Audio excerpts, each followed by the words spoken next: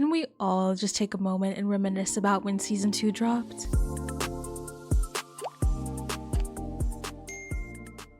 It's been nearly 4 years since Kanthony rewired my brain chemistry, and all this time I've been thinking about what could have been. With chemistry like that, Kanthony deserved to be the focus of their season. For what we did get, the pacing was great and the chemistry awakened something in me, but the love triangle dragged on for way too long. If you look at season 1 and 3, both couples got together by episode 5 and had their big wedding or love confession early on. Meanwhile, Kanthony didn't get any of that. So today, we're fixing Bridgerton season 2.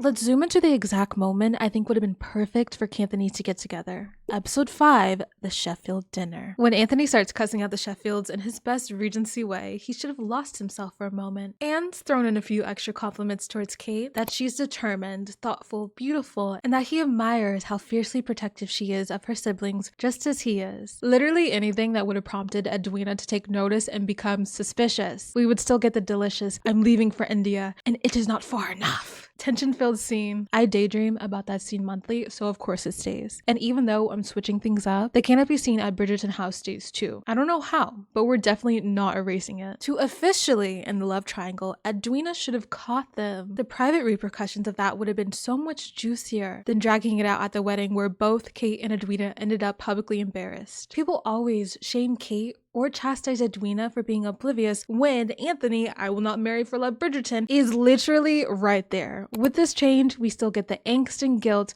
without the almost marriage. And it leaves room for an on-screen Kanthony wedding. Which brings me to my next point.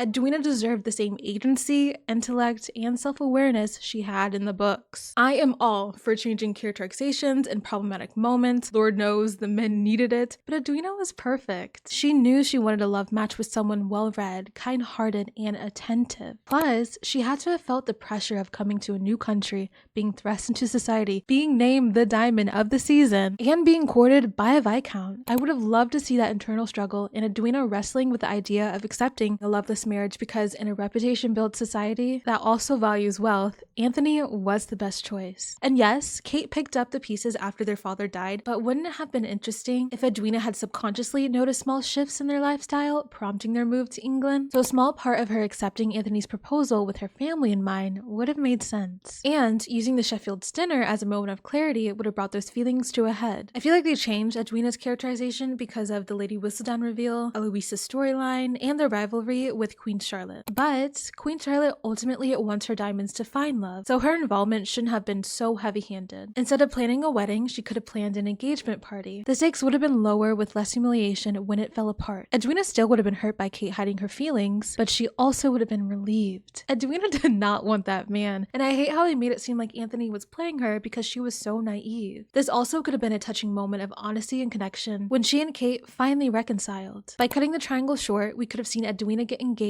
on screen in the last 3 episodes. She should have been her own character, not a plot device for Kanthony. Speaking of screen time, can someone please free us from seeing the Featheringtons on our screens every 5 minutes? I actually enjoy the chemistry between Lady Featherington and Jack, and I love that Bridgerton is an ensemble show, but the dead storyline should have been scaled back in favor of Edwina's arc and Kate's flashbacks. Season 1 had the perfect balance of ensemble scenes and Simon and Daphne's romance. I wish they kept that formula. After watching season 4 part 1 and seeing Sophie's flashbacks, I'm even more disappointed that we didn't get that with Kate, especially since Simone was excited about them, and the flashbacks are what drew her to the script. They made both Sophie and Simon's characterization richer. Kate deserved the same. Also, where was the library scene of Kate being afraid of thunderstorms? Did we really lose that in favor of more Featherington screen time and Anthony proposing for Lady Whistledown's sake?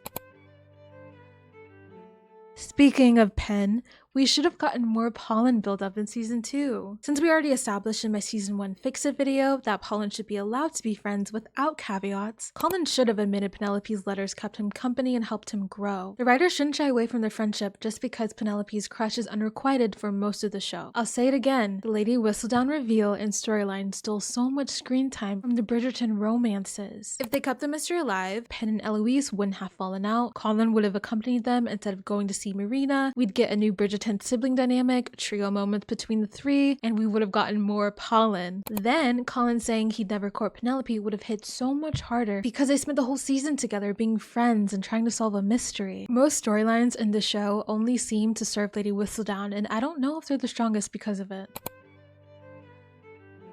And another storyline that wasn't strong is Benedict's. When you have a scene stealer like Luke Thompson, you use that man to his full capacity. Instead, they flailed around with Benedict when they could have built on him exploring his sexuality. Season 1 hinted at his bisexuality, Season 2 ignored it, and Season 3 suddenly remembered it again. After Madame Delacroix, we saw him being moody and frustrated. That would have been the perfect moment for him to start questioning his sexuality. His frustration and confusion should have been tied into his art and ultimately led him to stop pursuing it. Then, his storyline in Season 3 would have flowed better.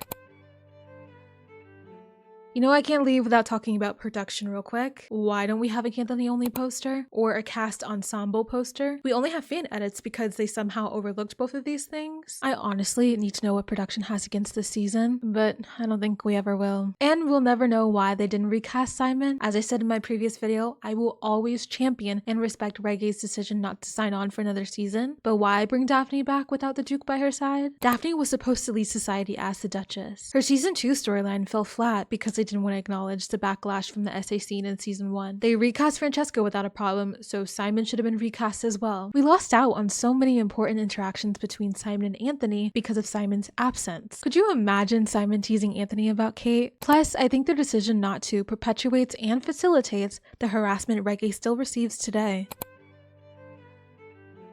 Bottom line, Kanthony deserved to be the focus of their own season. Keep the ensemble, but scale back their screen time and give Edwina her own storyline. The triangle between sisters was uncalled for. This is not and will never be the Summer I Turned Pretty or the Vampire Diaries. And by the way, the Vampire Diaries only worked because Stefan and Damon were vampires and Elena was a doppelganger. That magic will never be recreated, so stop trying. Maybe I need to do a video essay on that. Despite all of my notes, I genuinely love Season 2 because Johnny and Simone's chemistry did all the heavy lifting. However, and that is a huge however, Kanthony should have never been sidelined in their own season. I will forever mourn what could have been. Well, okay, that's my 10 minutes. Let me know in the comments if you agree or if you fixed any other moments in Season 2. And by the time you're seeing this, my Season 4 reactions are posted, so please check them out if you like reactions. I absolutely love Season 4 so far. Thank you so much for watching. Please make sure to like and subscribe, and I'll see you all next time.